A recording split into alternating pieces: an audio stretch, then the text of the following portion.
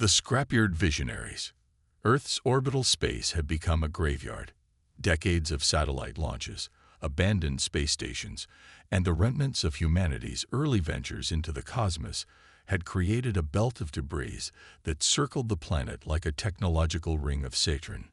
Most space agencies viewed it as a navigational hazard. Captain Ilara Wright saw it as the salvation of humanity. "There it is," she said, her breath fogging the viewport of her small surveyor vessel, the Raven, the largest untapped resource in the solar system. Her engineer, Navin Chaudhry, floated beside her, his dark eyes reflecting the glinting metal that tumbled slowly through the void outside. "Junk, you mean?" "One person's junk is another's treasure," Ilara replied with a half-smile. "And we're about to become very, very rich." At 42, Ilara had spent most of her career with the International Space Command, until budget cuts and changing priorities had left her with a choice: desk duty or early retirement. She'd chosen a third option, starting her own salvage company. Most thought she was crazy. The cost of retrieving space debris was prohibitively expensive compared to the value of the materials. But Ilara knew something they didn't. "Begin the scan," she ordered, and Navin pushed away from the viewport, drifting back to his station. "Initiating quantum resonance scan," he confirmed, his fingers dancing across the holographic interface. "This is still theoretical, you know. No one's ever proven that Kaufman's molecular restructuring theory actually works in practice." "That's why we're here," Ilara said, her eyes never leaving the field of debris. "To prove it." Dr. Maya Kaufman had been Ilara's roommate at university. While Ilara had followed the military track into space, Maya had become one of the world's leading molecular physicists. Her theory proposed that certain frequencies could temporarily alter the binding energy between molecules, allowing materials to be reconfigured at a fundamental level without melting them down. If it worked, they could transform space junk into usable components directly in orbit, bypassing the need for massive factories on Earth. The console chimed, and data began streaming across the screens. "Holy shit," Navin whispered. "It's working. The resonance patterns are holding." Ilara allowed herself a moment of triumph. "Target that communications satellite. Let's see if we can restructure its components." The Raven's newly installed resonance emitter powered up, sending invisible waves of energy toward a defunct communications satellite that had been abandoned decades ago. For several minutes, nothing seemed to happen. Then, slowly, the satellite began to change. Its dish antenna flattened and reformed. Its solar panels folded inward, and the entire structure began to compact and reshape itself. "My God," Navin breathed. "It's working." Within an hour, what had once been a useless piece of space junk was now a perfectly formed hull section, ready to be incorporated into a new vessel. "Send the data to Maya," Ilara ordered. "And then contact our investors. Tell them Project Phoenix is viable." 6 months later, Ilara stood in the observation deck of Phoenix Station, a small but growing structure built from transformed space debris orbiting at the edge of the scrapyard. Around her stood representatives from a dozen nations, all of whom had laughed when she'd first proposed her plan. None of them were laughing now. "As you can see," she explained, gesturing to the viewports, "we've already transformed over 500 tons of debris into usable components. The resonance technology allows us to reshape materials at the molecular level, maintaining their strength while adapting their form to our needs." "Impressive, Captain Wright," said the Chinese representative, her expression carefully neutral. "But the question remains, what exactly are you building out here?" Ilara exchanged a glance with Maya, who stood nearby, her silver-streaked hair pulled back in a severe bun. They had discussed how much to reveal, how much to keep secret. In the end, honesty had seemed the best approach. "We're building ships," Ilara said simply. "The most advanced vessels humanity has ever created." A murmur ran through the gathered officials. "For what purpose?" asked the American representative. "Exploration, initially," Ilara replied. The resources we're salvaging here will allow us to build ships capable of reaching Mars in weeks instead of months, of traveling to the outer planets in less than a year. But the technology has other applications as well. Military applications, said the Russian representative. His interest suddenly piqued. Defensive capabilities, Maya corrected.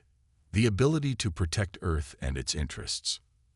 The Brazilian official frowned. Protect Earth from what exactly? We are alone in our solar system. Over the next weeks, Phoenix Station became the center of humanity's desperate bid for survival. National rivalries were set aside as resources flooded in. The station grew, incorporating more and more of the orbital debris, transforming from a small research outpost into a massive shipyard. Maya's team worked around the clock to improve the resonance technology, discovering that it could not only reshape materials but alter their properties at a fundamental level, creating hull plating stronger than any conventional alloy, energy conduits more efficient than superconductors, weapon systems that defied conventional physics. 3 months after Ambassador Xalith's warning, the first ship was completed. Named the Phoenix Dawn, it bore little resemblance to traditional spacecraft.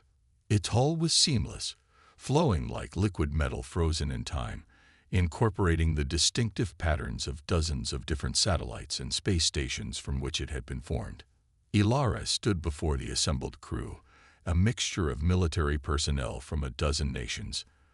This ship represents the best of humanity, she told them, built from our past failures and abandoned projects, transformed into something new. The Galactic Council sees us as primitive scavengers. The Vrakkans see us as easy prey. Let's show them both how wrong they are. As the Phoenix Dawn departed on its shakedown cruise, 5 more vessels were already taking shape in the shipyard's resonance bays. Each incorporated improvements based on data from the alien craft, each pushing the boundaries of what humans thought possible. 6 months into the project, a second alien ship arrived. This one belonged to the Galactic Council again, but a different ambassador emerged, one with scales instead of blue skin, and 4 eyes that blinked in alternating pairs. Your activities have come to the attention of the full council, the new ambassador stated without preamble.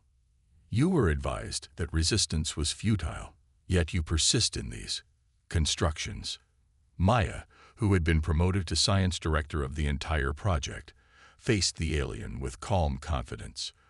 We're exercising our right to self-defense, Ambassador. Or does the Galactic Council deny us even that? The alien's eyes narrowed.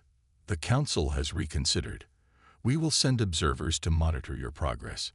If your defenses show promise, aid may be forthcoming. As the alien departed, Ilara joined Maya at the viewport. They're hedging their bets, she observed. They still don't think we can succeed, but they want to be on the right side if we somehow pull off a miracle. Maya smiled grimly. Then let's give them a miracle they'll never forget. The Starlit Defenders. 9 months after the warning, Earth's orbital defense fleet comprised over 300 vessels of varying sizes, from small, agile fighters to massive capital ships. Phoenix Station had grown into Phoenix Shipyard, a sprawling complex that encircled nearly a quarter of Earth's orbit, consuming the debris field at an astonishing rate. Commander Julian Reis, formerly of the Brazilian Space Command, stood on the bridge of the flagship Defiance, watching as his crew ran through final systems checks. Unlike traditional military vessels with their rigid hierarchies and protocols, the ships of the defense fleet operated with a flexibility born of necessity. His crew included former astronauts, civilian scientists, and military personnel from a dozen nations, all working together with a single purpose. Resonance drive at full capacity, reported his chief engineer, Dr. Sophia Chen. Shield harmonics stable, weapon systems online and calibrated. Julian nodded, his expression grim. The Defiance represented the pinnacle of humanity's desperate innovation, a vessel that could reconfigure parts of itself in real time, adapting to damage or tactical situations as needed. Its hull contained materials from over 50 different satellites and space stations, including pieces of the International Space Station. Chinese Tiangong, and even remnants of the old Soviet Mir. "Status of the fleet?" he asked. His tactical officer, a former Russian fighter pilot named Alexei, consulted his displays. "All 342 vessels report ready, Commander. Formation pattern Delta established." Julian took a deep breath. Today was the day. Their long-range sensors had detected the Vrakan fleet entering the outer solar system, right on schedule as the Galactic Council had predicted. Initial scans suggested over 500 vessels, ranging from fighter craft to massive dreadnoughts that dwarfed anything humans had built. "Message from Phoenix Control," announced his communications officer. "Captain Wright is on the line." The main view screen activated, showing Ilara's face. Though they had never met in person, Julian had spoken with her many times over the past months. She had been the driving force behind this entire endeavor, refusing to accept defeat even when the odds seemed insurmountable.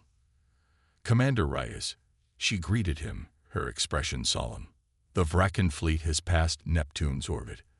They'll be within engagement range in 6 hours." "We're ready, Captain," Julian replied, hoping he sounded more confident than he felt. Ilara nodded. "The Galactic Council observers have arrived. They're monitoring from a safe distance." Her expression turned wry. "Apparently, they still don't have much faith in our primitive technology." "Their loss," Julian replied with a grim smile. "Any final instructions?" "Trust your training and trust your ships," Ilara said. "These vessels are unlike anything humanity has ever built, or anything the Vrakan have ever encountered. Use that to your advantage." She paused. "And Julian, good hunting." As the communication ended, Julian turned to address his crew. "This is what we've prepared for. The Vrakan expect an easy conquest. They expect primitive weapons and conventional tactics. Let's show them how humanity fights when our home is threatened." The hours passed in tense preparation. Throughout the fleet, crews ran final checks on systems that had barely existed a year ago. The resonance technology that had begun as a means to recycle space debris had evolved into the core of their defense strategy. Each ship could reconfigure its structure in response to damage, repair itself using available materials, and even adapt its weapons systems to changing battlefield conditions. "Vrakan fleet detected at extreme sensor range," Alexei reported. "They're moving faster than expected. Engagement in 30 minutes." Julian studied the tactical display. The Vrakan ships were arranged in a classic invasion formation, heavy battleships in the center, flanked by cruisers, with fighter screens providing coverage. It was a formation designed to overwhelm planetary defenses through sheer firepower. "All ships, execute maneuver Hydra," Julian ordered. "Squadrons Alpha through Echo, prepare for resonance shift on my mark." Across the fleet, ships began to move, breaking from their conventional defensive formation into what would appear to be random, scattered groupings. But Julian knew it was anything but random. They were positioning for the first demonstration of humanity's new approach to space combat. "Vrakan fleet is launching long-range missiles," Alexei reported calmly. "Impact in 2 minutes. Hold position," Julian ordered. "Prepare resonance shields." As the missiles approached, the human ships remained stationary, seemingly defenseless. At the last possible moment, Julian gave the command. "Resonance shift, now." Across the fleet, ships began to transform. Hull sections flowed and reformed, creating concave dishes that faced the incoming missiles. As the weapons struck, their energy was captured, channeled through the ship's resonance systems, and redirected back toward the Vrakan fleet in devastating pulses. "Direct hits on 17 enemy vessels," Alexei reported, unable to keep the surprise from his voice. "They're breaking formation, attempting to regroup." "All ships, execute Phase 2, Julian ordered. "Resonance drives to maximum." The human fleet surged forward, but not as conventional vessels. As they accelerated, many ships began to break apart, separating into smaller components that moved independently yet remained connected through resonance fields, swarms of semi-autonomous units that could recombine as needed. The Vraken, faced with this unprecedented tactic, faltered.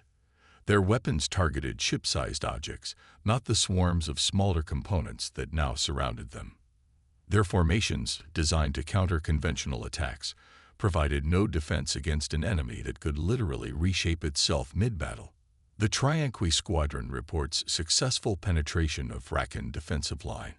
His communications officer reported. They've taken down shield generators on 2 dreadnoughts.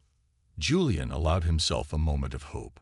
They were holding their own, better than holding their own. The Vraken, for all their advanced technology, had no answer for humanity's desperate innovation. "Sir," Alexei called, his tone urgent. "The Vraken flagship is deploying some kind of energy weapon. Configuration unknown." On the tactical display, Julian watched as the massive Vraken vessel at the center of their formation began to glow with accumulated energy. Whatever they were preparing, it was big. All vessels in Sector 7, resonance reconfigure to absorption mode, Julian ordered.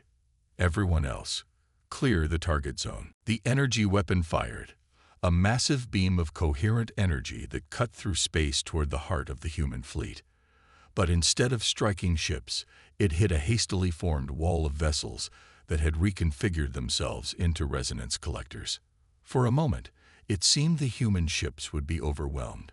The energy beam was more powerful than anything they had encountered in simulations.